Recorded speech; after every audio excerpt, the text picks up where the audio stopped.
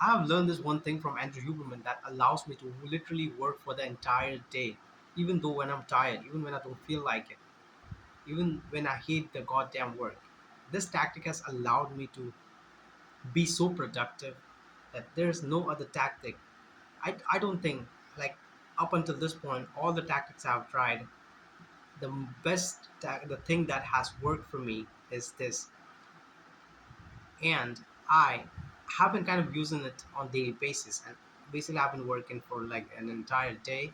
Like, I've been getting tired, and but I'm still working. Like yesterday, I was really, really tired. I was really not feeling like working. Like basically, for work, what I do is study.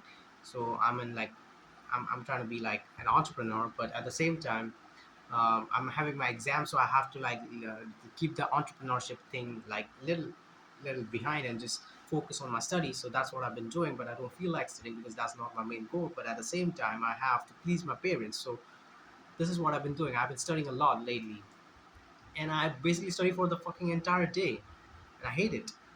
But at the same time, I do it even when I don't feel like it because there's one thing that I do that I learned from Andrew Huberman, which is negative visualization. So what you do is you ask yourself questions. The questions are, what's my goal? My goal is to achieve, like, at least pass in the exam uh, that's on the horizon. So what are the actions that I need to do in order to pass exams? So I need to learn questions, I need to solve question papers, I need to do revisions, I need to watch lectures on the YouTube and do the stuff that at least like makes you pass in the exams, right? So that's what I do on the daily basis. I just um, when I don't find motivation to do these things, I ask myself questions. The first two being, what's my goal and do I want to achieve that goal? And if their answer is yes, I want to achieve that goal. Of course, I want to achieve, like, I want to pass an exam that's upcoming. So, what do I have to do in order to achieve that goal? The things that I've written on my page, the things that I need to do in order to achieve my goal. So, what's the next thing?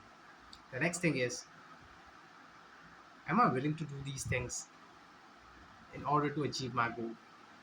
If the answer to that is yes, what I do is I sit down and I positively visualize what's going to be the great outcome. Like, I close my eyes, I see myself writing the paper in such a wise way. I seem like the kind of person who is at the literal like the top of the class when I'm writing my paper, and I've finished my paper, and after a few days the results are out and I have passed. I visualize this into my brain like for maybe around 1 minute, 1 minute max, 1 to 2 minute max, and then if the answer to the question, do I want to do these things, and the answer to that question is no, then I do the opposite. I close my eyes and negatively visualize how bad I'm gonna feel if I get less marks or if I fail. I close my eyes, I see myself in the exam hall, sitting on the bench, not being able to do anything. My performance is worse. I'm disappointed. I haven't written much an exam, and the question, like, the moderator or the fucking whoever the fuck it is, like the supervisor is coming over to take my paper, and I haven't written anything in it.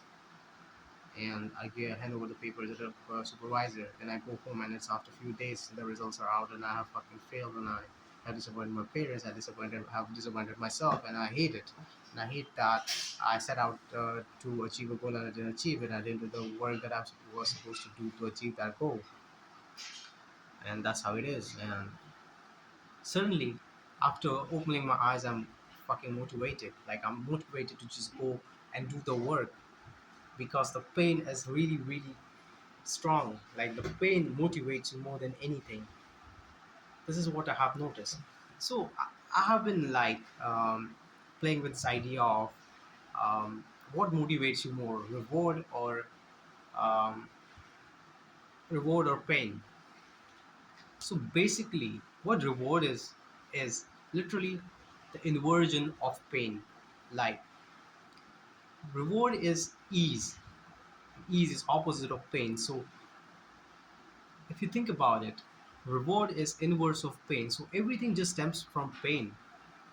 It stems from lack. It stems from fears. You're not getting rewarded is a fear. You're not getting you're not living the kind of life that you want to live is a fear. Not living up to your expectation is fear. And the things that you do is from the fear of not getting rewarded. So fear is more reliable than reward can ever be to motivate you. Like I heard this concept from Alexa Mosi. Use what you have. Use what you have. Like if you have pain, I had pain, bro. I had more pain than I have motivation. So I'm using that pain and I'm just right now I'm like not applying this thing into entrepreneurship journey. So I'm looking forward to do that in this thing, but right now I'm applying that into studying and trying to please my parents and whatever the fuck that is. But I'm just trying to prove myself, bro. I have kept on saying that I'm a disciplined person. I'm the kind of person who works hard even when it doesn't feel like it, and I have to prove that to myself by actually putting in action and doing the work. And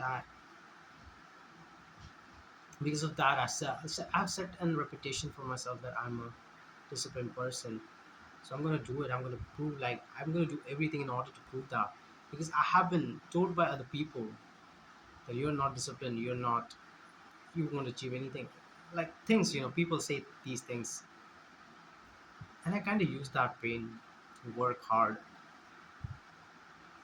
I don't have any achievement up my sleeve, but I think if I continue this, I'm gonna get better. Like if you I have made a lot of progress. I have increased my work hours, the amount of time I put in work. I have done many things that tell me that I'm a disciplined person. Like the other day, I just did 1,000 push-ups, even when I didn't feel like it. Like I just wanted to prove to myself that I'm a disciplined person, and I just ended up doing those push-ups. Partly because I was driven by pain, and partly because I don't know, I just wanted to be disciplined. But trying to prove that I'm a disciplined person it stems from pain, pain of not being enough, pain of proving, pain of people who say you are worthless being correct. It all stems from that, and it's painful to go through that, and that's why I do it, and that's why everybody does it. Crippling insecurity is what drives other people to get to the level where they are right now. People that we look up to.